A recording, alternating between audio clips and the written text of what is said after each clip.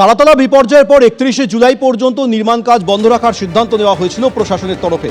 এবার নির্দেশিকায় নতুন সংশোধনী আনলো কলকাতা পুরসভা। জানবো আমাদের প্রতিনিধি অনির্বাণ বিশ্বাসের কাছ থেকে। অনির্বাণ, দেখো সময় একদমই তারাতলা বিপর্যয়ের পর একেবারে কিন্তু রাজ্যের মুখ্যমন্ত্রী শুভেন্দু অধিকারী তিনি ঘোষণা করে দেন যে 31শে জুলাই পর্যন্ত কিন্তু সমস্ত ধরনের নির্মাণ কাজ সেটা কিন্তু বন্ধ থাকবে। এই নিয়ে কিন্তু দফায় দফায় কিন্তু নোটিফিকেশন জারি হয়। আজ কিন্তু কলকাতা পুরসভার তরফে আরো একটি নোটিফিকেশন জারি করা হয়েছে। বলা ভালো, নোটিফিকেশনে কিন্তু বেশ কিছু সংশোধনী আনা হয়েছে এবং সেই সংশোধনীতে বলা হচ্ছে যে G+4 পর্যন্ত যে সমস্ত বিল্ডিং, সেই সমস্ত বিল্ডিং কিন্তু তৈরি করা বা তার যে নির্মাণ কাজ, সেই নির্মাণ কাজের উপরেও কিন্তু নিষেধাজ্ঞা ছিল, কিন্তু সেই নিষেধাজ্ঞা এবার উঠে যাচ্ছে।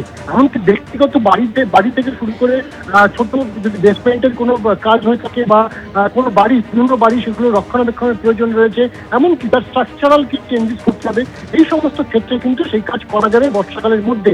মূলত 31শে জুলাই পর্যন্ত কাজগুলি বন্ধ করে রাখার নির্দেশিকা জারি করা হয়েছিল, কিন্তু আজকে যে সংশোধনী আনা হয়েছে সেখানে পরিষ্কারভাবে বলা হচ্ছে যে সবাই যারা যারা কাজ করতে চান তাদেরকে কিন্তু কলকাতা পুরসভা যিনি কমিশনার রয়েছেন তার কাছে কিন্তু লিখিত আকারে অথবা ইমেল মারফত কিন্তু আবেদন করতে হবে।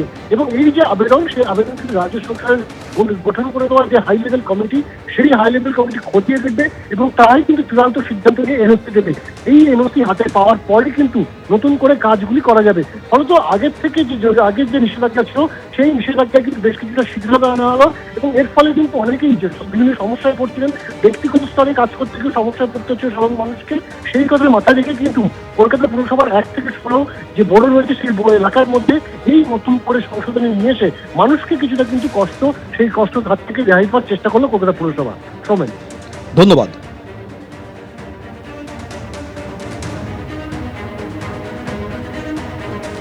জালে জাহাঙ্গীর খান, এবার আরো এক ঘনিষ্ঠকে গ্রেপ্তার করা হলো। প্রচুর অস্ত্র সহ জাহাঙ্গীর ঘনিষ্ঠ শেখ রমজানকে গ্রেপ্তার করা হয়েছে, যার কাছ থেকে অস্ত্র উদ্ধার হয়েছে, 32 রাউন্ড গুলি উদ্ধার হয়েছে, মাদক উদ্ধার করা হয়েছে। মহেশতলা থেকে গ্রেপ্তার শেখ রমজান ওরফে বাবু।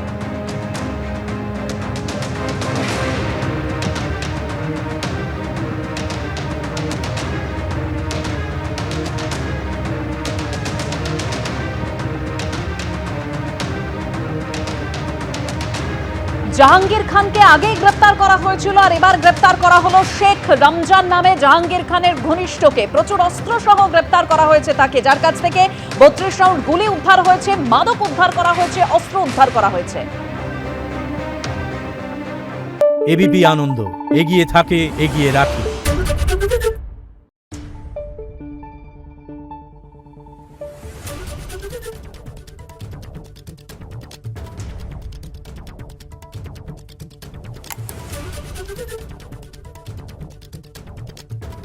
Thank you.